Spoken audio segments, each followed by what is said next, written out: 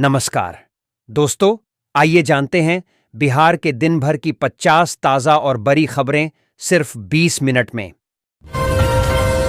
बिहार सरकार ने अल्पसंख्यक समुदाय की छात्राओं को उच्च शिक्षा के लिए प्रोत्साहित करने हेतु मुख्यमंत्री अल्पसंख्यक विद्यार्थी प्रोत्साहन योजना 2025 शुरू की है। इस योजना के तहत बिहार विद्यालय परीक्षा समिति बीएसआईबी से इंटरमीडिएट प्रथम श्रेणी से उत्तीर्ण मुस्लिम छात्राओं को 15,000 रुपये की प्रोत्साहन राशि प्रदान की जाएगी। अल्पसंख्यक कल्याण विभाग ने इस योजना के लिए आवेदन प्रक्रिया शुरू कर दी है और कुल 1,699 मुस्लिम छात्राओं को मुख्यमंत्री अल्पसंख्यक विद्यार्थी प्रोत्साहन योजना 2025 के तहत लाभ मिलेगा। बेरोजगारी भत्ता योजना 2025 के अंतर्गत सरकार द्वारा पात्र युवाओं को प्रतिमाह आर्थिक सहायता प्रदान की जाएगी। इस योजना में लिंग के आधार पर भत्ते की राशि में अंतर रखा गया है। पुरुष आवेदकों को 4,000 रुपये मासिक भत्ता मिलेगा, जबकि महिला आवेदकों और दिव्यांग व्यक्तियों को 4,500 रुपये प्रतिमाह की राशि प्रदान की जाएगी। यह सहायता राशि सीधे लाभार्थी के बैंक खाते में स्थानांतरित की जाएगी। जिंदगी के खर्चे आजकल ऐसे बढ़े हैं कि हर घर का बजट हिलने लगा है। बाजार जाएं तो सब्जियों के दाम देखकर माथा ठनक जाता है। दूध और दाल तो जैसे रोज नया रिकॉर्ड बना रहे हैं। पेट्रोल, गैस और बच्चों की स्कूल फीस तो अलग ही टेंशन है। ऐसे माहौल में अगर आप केंद्र सरकार के कर्मचारी हैं या पेंशन पाते हैं तो जुलाई 2025 एक राहत की बड़ी खबर लेकर आ सकता है। महंगाई भत्ता डीए में इजाफा। Airport vacancy 2025। भारतीय विमानपत्तन प्राधिकरण एएआई ने जूनियर एग्जीक्यूटिव पदों भर्ती का नोटिफिकेशन जारी किया है। अगर आप एयरपोर्ट की नौकरी करना चाहते हैं, यह अच्छा मौका है, क्योंकि इस भर्ती के माध्यम से 900 से ज्यादा खाली पदों को भर जाएगा। इच्छुक और योग्य उम्मीदवार एआई की आधिकारिक वेबसाइट ai.aro के माध्यम से ऑनलाइन आवेदन कर सकते हैं। ग्रेटर नोएडा के रबूपुरा गांव में सचिन मीणा के साथ रह रही पाकिस्तानी महिला सीमा हैदर ने प्रधानमंत्री नरेंद्र मोदी को रक्षाबंधन पर राखी भेजी। सीमा हैदर ने अपने YouTube चैनल पर इसकी जानकारी देते हुए बताया कि उसने पीएम मोदी के अलावा राष्ट्रपति से लेकर आरएसएस प्रमुख तक कई लोगों को राखियां भेजी हैं। हालांकि पीएम मोदी को राखी भेजते हुए सीमा हैदर ने एक बड़ी गलती भी कर डाली। पाकिस्तानी भाभी ने लिफाफे पर पता ही गलत लिख दिया। Teacher news. बिहार में मतदाता सूची पुनरीक्षण का कार्य तेजी से जारी है। वहीं जो भी बीएलओ इस काम में लापरवाही बरत रहे हैं, उन पर सख्त कार्रवाई की जा रही है। इसी कड़ी में पटना डीएम ने एक और बड़ी कार्रवाई की है। पटना डीएम ने बीएलओ का काम नहीं करने वाली 3 शिक्षिकाओं को निलंबित कर दिया है। साथ ही उन पर मुकदमा दर्ज करने का आदेश भी दे दिया है। आवेदन प्रक्रिया 9 अगस्त 2025 से शुरू होकर 8 सितंबर 2025 तक चलेगी। यह भर्ती पूरे भारत के विभिन्न जोनल रेलवे में होगी और सभी पदों के लिए नोटिफिकेशन हिंदी और अंग्रेजी दोनों भाषाओं में आरआरबी की आधिकारिक वेबसाइटों पर उपलब्ध है। पटना, बिहार। बिहार के कस्बों और गांवों में एक गंभीर खतरा मंडरा रहा है, जो सीधे तौर पर बच्चों और गर्भवती महिलाओं के जीवन को प्रभावित कर रहा है। एक हालिया अध्ययन से पता चला है कि बिहार में लगभग 90% बच्चों और 80% गर्भवती महिलाओं के खून में लेड, सीसा का स्तर खतरनाक है, जो विश्व स्वास्थ्य संगठन WHO द्वारा तय की गई सुरक्षित सीमा से कहीं अधिक है। पटना, बिहार। बिहार में पेयजल की गुणवत्ता लगातार खराब होती जा रही है, जिससे राज्य की एक बड़ी आबादी गंभीर बीमारियों के खतरे का सामना कर रही है। बिहार आर्थिक सर्वेक्षण रिपोर्ट 2024 से 25 के अनुसार राज्य के 38 में से 31 जिलों के 26% ग्रामीण वार्डों में भूजल में आर्सेनिक, फ्लोराइड और आयरन की मात्रा तय सीमा से अधिक पाई गई है। यह जानकारी लोक स्वास्थ्य अभियंत्रण विभाग PHED द्वारा पानी के नमूनों के विश्लेषण पर आधारित है। बिहार के गोपालगंज जिले में एक बदमाश का हाफ एनकाउंटर हुआ है। घटना मांझा थाना क्षेत्र की है। यहां देर रात पुलिस और कुख्यात विकास सिंह कुशवाहा के बीच मुठभेड़ हुई। पुलिस की जवाबी फायरिंग में विकास कुशवाहा घायल हो गया। पुलिस ने उसे सदर अस्पताल में भर्ती कराया है। पुलिस ने मौके से एक पिस्टल, 2 जिंदा कारतूस व 2 खोखा बरामद। एसपी ने बताया कि विकास कुशवाहा लूट, हत्या समेत कई मामलों में वांछित था। भागलपुर। भागलपुर में बाढ़ से परेशान लोगों के लिए एक अच्छी खबर है। गंगा नदी का जलस्तर सोमवार शाम से कम होने लगेगा।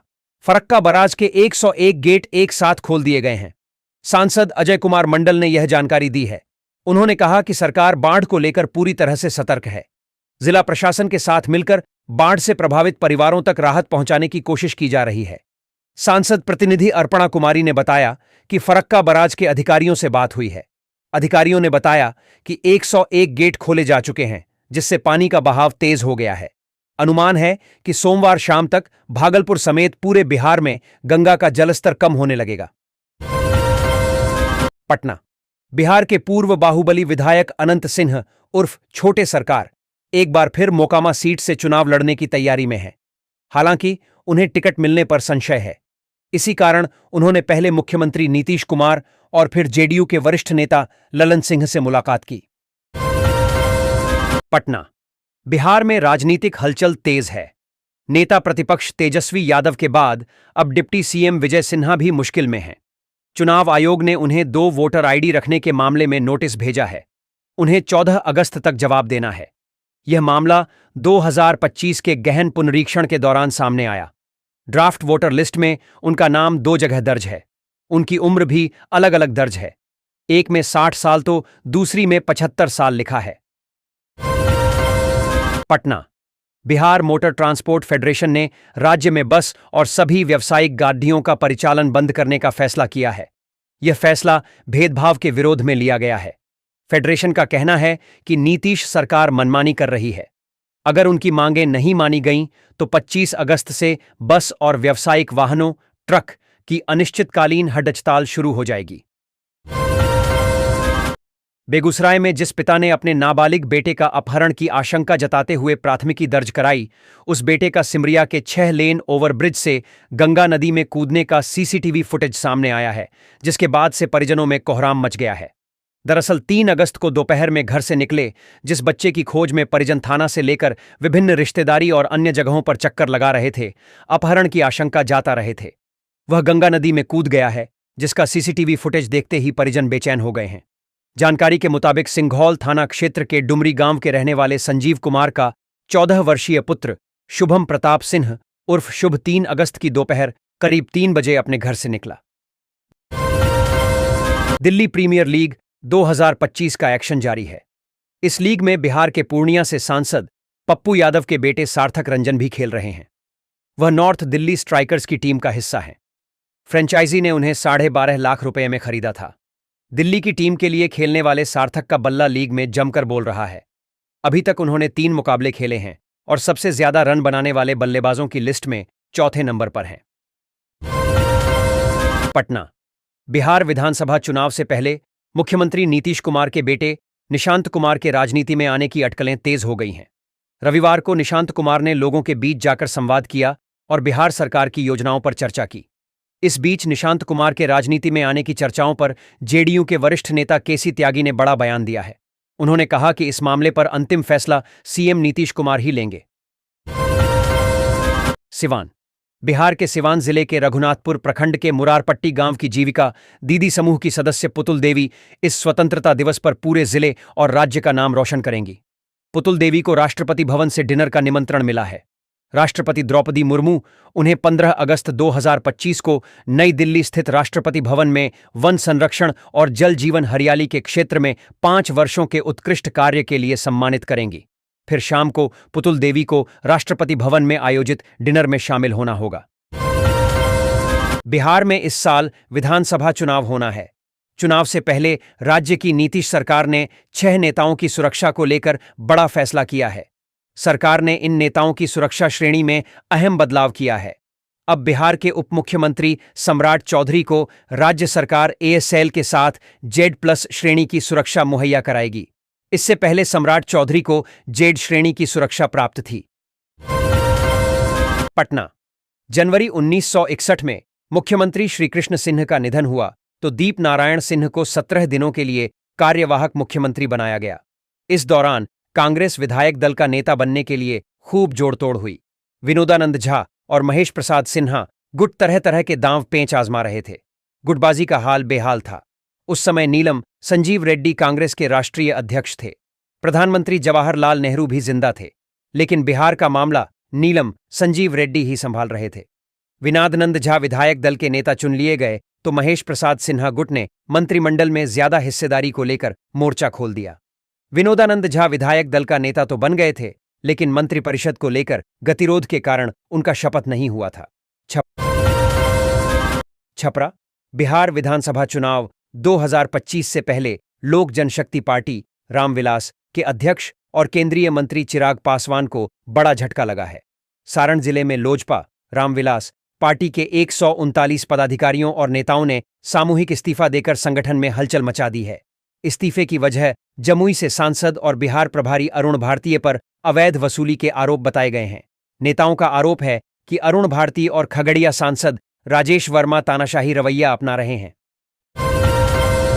पटना बिहार विधानसभा चुनाव 2025 को लेकर एक तरफ विकास की पटरी पर एनडीए की गाड़ी भले दौड़ाई जा रही हो, लेकिन इस दौड़ में बीजेपी पाकिस्तान और आतंकवाद के मुद्दे पर भरोसा कुछ ज्यादा ही करने लगी है। पीएम नरेंद्र मोदी और गृह मंत्री अमित शाह के बाद अब बीजेपी के राष्ट्रीय मंत्री ऋतुराज सिन्हा ने भी सीमांचल को लेकर बड़ा बयान देकर खलबली मचा दी है। इस बयान के बाद यह साफ हो गया कि पाकिस्तान और आतंकवाद के मुद्दे पर बीजेपी बिहार फतह की तैयारी पूरी तरह कर ली है। बेगूसराय अगर आप उत्तर और दक्षिण बिहार के बीच सफर की योजना बना रहे हैं और राजेंद्र सेतु से गुजरने वाले हैं तो यह खबर आपके लिए बेहद जरूरी है। पूर्व मध्य रेलवे ने पुल पर मरम्मती कार्य को लेकर एक बार फिर से ट्रैफिक पूरी तरह रोकने का फैसला लिया है। इस बार 12 और 13 अगस्त को यातायात प्रभावित रहने वाला है। पुल की सड़क पर ढलाई का काम होना है, जिसके चलते यह अस्थायी रोक लगाई गई है। वहीं इसको लेकर जिला प्रशासन ने जनहित में सूचना भी जारी कर दी है, ताकि यात्रियों को परेशानी का सामना न करना पड़े। बक्सर वैसे तो ऐतिहासिक, पौराणिक और सांस्कृतिक रूप से समृद्ध महर्षि विश्वामित्र की यह धरती प्राचीन काल से ही ज्ञान और शिक्षा का केंद्र रही है। त्रेता युग में भगवान श्री राम और लक्ष्मण का यहां से शिक्षा और युद्ध कौशल में महारत हासिल करना इसका सबसे बड़ा उदाहरण है। हालांकि आजादी के पहले और उसके बाद इसकी स्थिति खूब अच्छी नहीं रही। अब विद्यालयों की संख्या बढ़ने, विद्यालयों में बीपीएससी शिक्षकों की बहाली और सरकार द्वारा शिक्षा पर ध्यान देने तथा शिक्षा के क्षेत्र में नई योजनाओं को लाने से नई उम्मीदें जरूर जगी हैं। सहरसा अंचल क्षेत्र में 16 अगस्त से 20 सितंबर तक राजस्व महाभियान चलाया जाएगा। इसकी सफलता को लेकर जिला प्रशासन के निर्देश पर राजस्व विभाग द्वारा जोर शोर से तैयारी की जा रही है। महाभियान के दौरान राजस्व कर्मी रैयतों के घर घर जाकर जमीनों में सुधार और उत्तराधिकारी नामांतरण, बंटवारा नामांतरण सहित जमाबंदी से संबंधित आवेदन पत्र व दस्तावेज का वितरण करेंगे। कटिहार शहर के सहायक थाना क्षेत्र के टीवी टावर मोहल्ले में मतांतरण के विरोध में भारी हंगामा हुआ। हिंदू संगठन के कार्यकर्ताओं ने एक प्रार्थना सभा पर धावा बोल दिया, जिसे ईसाई धर्म से संबंधित बताया गया। आरोप है कि इस सभा के माध्यम से इलाके में मतांतरण का प्रयास किया जा रहा था। भादो माह के पहले रविवार को कैमूर पहाड़ी से गिरने वाले जलप्रपात मांझर कुंड में सुबह से ही सैलानियों का पहुंचने का सिलसिला शुरू हो गया रहा। मांझर कुंड व धुआं कुंड की प्राकृतिक रमणीयता को देखने यहां काफी संख्या में लोग पहुंचे। ताराचंडी से पहाड़ी रास्ता होकर वाहनों के से चढ़ाई कर पहुंचे सैलानियों ने झरना में स्नान कर पूरे दिन मौज मस्ती करते दिखे। 4 पहिया वाहन से लेकर बाइक से भी लोग पहाड़ी रास्ते से झरना तक पहुंचे। पहाड़ी पर जाने वाले वाहनों की कतार लगी रही। रजौली 10 अगस्त 2025 को जनसुराज के संस्थापक प्रशांत किशोर ने अपनी बिहार बदलाव यात्रा के तहत आज रजौली में एक विशाल जनसभा को संबोधित किया। इस दौरान उन्होंने प्रधानमंत्री नरेंद्र मोदी, मुख्यमंत्री नीतीश कुमार और राजद प्रमुख लालू प्रसाद यादव पर जमकर निशाना साधा। किशोर ने लोगों से नेताओं के बजाय अपने बच्चों के भविष्य के लिए वोट देने की अपील की। हाजीपुर सरकारी विद्यालयों में कक्षा 6 से 8 में पढ़ने वाले बच्चों को गुणवत्तापूर्ण शिक्षा के उद्देश्य से शिक्षा विभाग, बिहार एजुकेशन डिपार्टमेंट की ओर से जारी परियोजना आधारित शिक्षण कार्यक्रम में कई विद्यालय रुचि नहीं ले रहे हैं। भागलपुर बिहार फ्लड अलर्ट, बाढ़ की भारी तबाही से बेजार हो रहे जनमानस के लिए राहत की खबर आई है। गंगा के जलस्तर में सोमवार शाम से कमी आने लगेगी। फरक्का बराज का एक साथ 101 गेट खोल दिया गया है। यह जानकारी सांसद अजय कुमार मंडल ने दी है। उन्होंने कहा कि हमारी सरकार बाढ़ के लेकर पूरी तरह सतर्क है। जिला प्रशासन के सहयोग से सभी बाढ़ प्रभावित परिवारों तक राहत पहुंचाने के लिए लगातार हम प्रयासरत हैं। डोभी। गया जिले के डोभी प्रखंड के पचरतन पंचायत की मुखिया चमेली देवी ने अपने कार्यकाल में एक अनोखी मिसाल पेश की है। 2021 में मुखिया निर्वाचित होने के बाद उन्होंने चुनावी वादों से आगे बढ़कर ऐसा कदम उठाया जिसने हजारों लोगों के जीवन में उम्मीद की किरण जगा दी। कोसी सीमांचल और पूर्वी बिहार में सभी नदियां अभी उफनाई हुई हैं। गंगा, कोसी और इनकी सहायक नदियों का पानी अब गांव के बाद शहरी इलाके में घुसने लगा है। नए इलाकों में भी अब पानी प्रवेश कर रहा है। शहरी क्षेत्रों में नाव चलाने की नौबत आ पड़ी है। कटाव के कारण अनेकों घर नदी में समा चुके हैं। बारिश ने इस परेशानी को और बढ़ा दिया है। बिहार। जहानाबाद के मखदूमपुर प्रखंड में बराबर पहाड़ी स्थित है। यह भारतीय उपमहाद्वीप की सबसे पुरानी चट्टानों से निर्मित गुफाओं का घर है। जिला मुख्यालय से सिर्फ 25 किलोमीटर दूर स्थित यह स्थल वास्तुकला का अद्भुत नजारा प्रस्तुत करता है। पटना में गंगा उफनाई हुई है। पिछले कुछ दिनों तक गंगा का पानी तेजी से बढ़ा, जिससे कई इलाके डूब गए। पटना के बिंद टोली समेत दानापुर के दियारा इलाके में पानी घुसा और सैकड़ों लोगों के घर जलमग्न हो गए। किसानों और पशुपालकों के लिए मुश्किलें बढ़ गईं जब खेतों में 4 फुट तक पानी जमा हो गया। अब गंगा का पानी घट रहा है, लेकिन लोगों की मुश्किलें कम नहीं हो रहीं। दानापुर दियारा की 7 पंचायतों में बाढ़ से हाहाकार मचा हुआ है। बिहार के जिलों में लगातार जोरदार बारिश का दौर जारी है। इस बीच पटना मौसम विभाग की तरफ से 12 अगस्त को पूरे बिहार में अलर्ट जारी किया गया है। आधे बिहार में ऑरेंज अलर्ट तो वहीं आधे बिहार में येलो अलर्ट जारी किया गया है। इस दौरान कई जिलों में भारी बारिश की चेतावनी भी जारी की गई है। मौसम विभाग के मुताबिक पूर्वी चंपारण, पश्चिमी चंपारण, शिवहर, सीतामढ़ी, मधुबनी, मधेपुरा, कटिहार और सहरसा जिले में भारी बारिश होगी। सीएम नीतीश कुमार की तरफ से आज सोमवार को 666.73 करोड़ रुपए की लागत वाली 6 योजनाओं का शिलान्यास किया गया। सभी योजनाएं पटना जिले से जुड़ी हुई हैं।